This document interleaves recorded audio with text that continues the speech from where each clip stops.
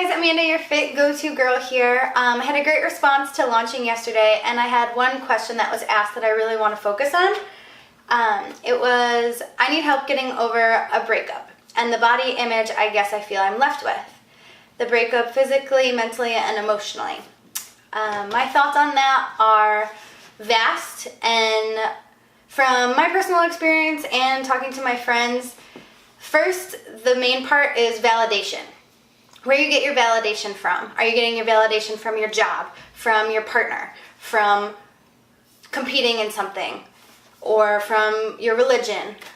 Validation is the key to figuring out how you're going to deal with life's ups and downs, whether it's a breakup or whether it's losing a job. You have to figure out where you get your validation from. For me, it took me a very long time. I searched for it in all the wrong places too. But I figured out the only person on this planet whose validation is most important is mine. If I'm happy with myself, if I feel like I'm doing good things and staying interesting and active, then that's what's going to matter. If you feel like you're pretty, the body image part, then you are. It doesn't matter. Everyone's going to have a different version of what they think is beautiful and what looks good. You have to be kind to yourself.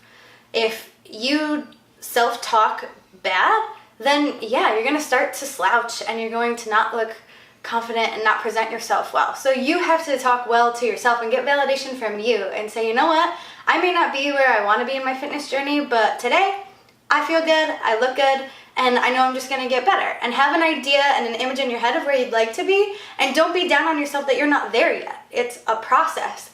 And whatever, if your partner, male or female, put in your head that you're not good enough, then that is 100% the reason why you should not be with them.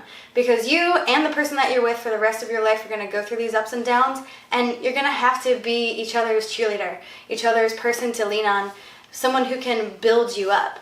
And I know that sounds easy, like, oh, find someone who's that great, but that's just my advice for when you go through the dating process. If you find someone who doesn't have that positive outlook, number one, it's probably from their own self-doubt and self-image that they have to deal with. But number two, they shouldn't get pleasure from your pain and making you feel like less of a great person. Unless you really are a jerk and you need to work on yourself. But that's a bigger issue too. So number one, figure out where you get your validation from. For me, it's myself and my religion and my faith in God. But other than that, like, I've got a great partner and I love his feedback. But at the same time, I can't be... His opinion cannot be my sole validation and what drives me to get out of bed in the morning. Yes, he makes my life better and happy, but that's not what is whether I do okay or whether I have a good or a bad day. Yes, it's going to affect it because he's my person and I want to make him happy and I want to be in good spirits with each other, but that's not where it should come from. That's not the key. So I hope that you can find your own validation. You have to be your niche. You have to be the thing that makes you happy. You have to be the driving force of your life. You're the person who talks to yourself the most. Like, you should be your own best friend and enjoy spending time on your own and enjoy your own company. If you can't be alone, there are things you should work on in yourself before you try dating and trying to find validation and trying to find a person to walk with you. Walk with yourself first.